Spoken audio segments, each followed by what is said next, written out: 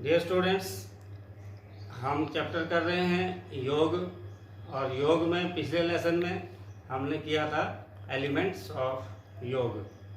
तो हमने डिस्कस किया था कि यहाँ एलिमेंट्स का मतलब है different forms of yoga. There are many forms of yoga, but the yoga which is most popular and which is normally practised by we people nowadays, that is Ashtanga Yoga, and we have already discussed Asht means 8, so it is 8 form of or 8 limbs of योग।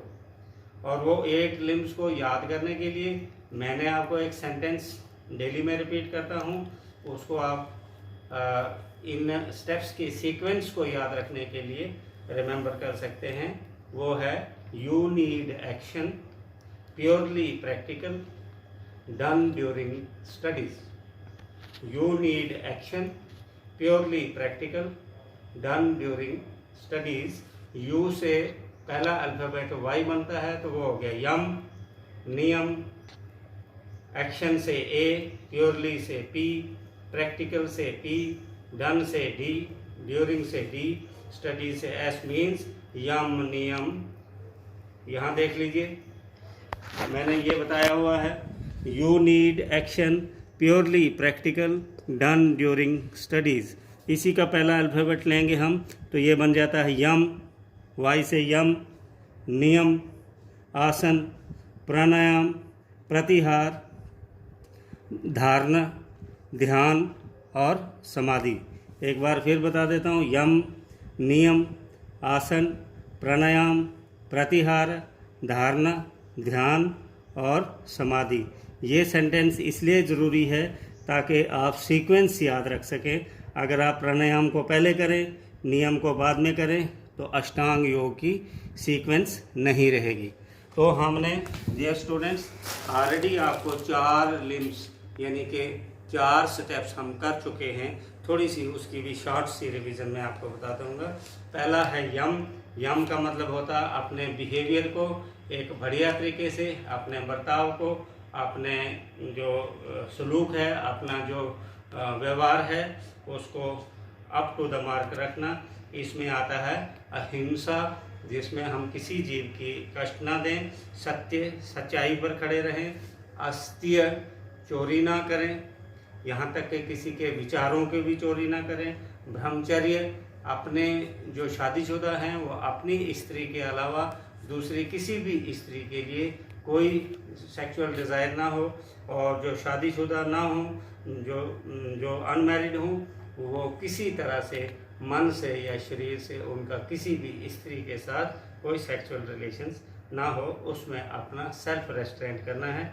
और अपरिग्रह non कवचनेस, जिसमें हम unnecessary चीज़ों का इकट्ठा ना करें। फिर नियम है जो डे टू डे लाइफ में डेली हम क्या असूल अपना सकते हैं, जैसे सोच का मतलब होता है तन की सफाई, मन की सफाई, शारीरिक तौर से भी और मानसिक रूप से भी शुद्धता रखनी, संतोष, जो कुछ ईश्वर ने दिया है उसी में संतुष्ट रहना, तप करना, किसी चीज़ को प्राप्त करने के लिए स्ट्रगल करना, स्वाध्याय, अपने आप को एनालाइज करना, चेक करना कि मेरे में कौन कौन सी वीकनेस है, उन वीकनेसेस को दूर करते जाना। स्वाध्याय सब अपने आप जो है, स्वाध्याय हो गया सेल्फ इंक्वायरी, अपने आप को चेक करना, और ईश्वर प्रणिधाना, अपने आप को ईश्वर के आगे समर्पित करना, सरेंडर करना।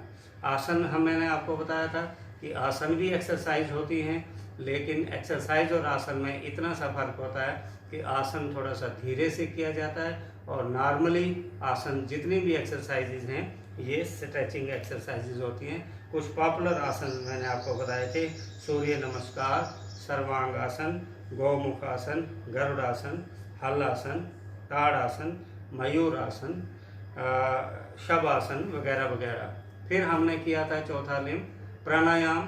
प्राणायाम को मैंने आपको बताया था प्राणों को आयाम देना, प्राणों को कंट्रोल करना, कंट्रोलिंग द ब्रीथ। मैंने आपको बोला था धीरे से सांस लेना और धीरे से सांस छोड़ना।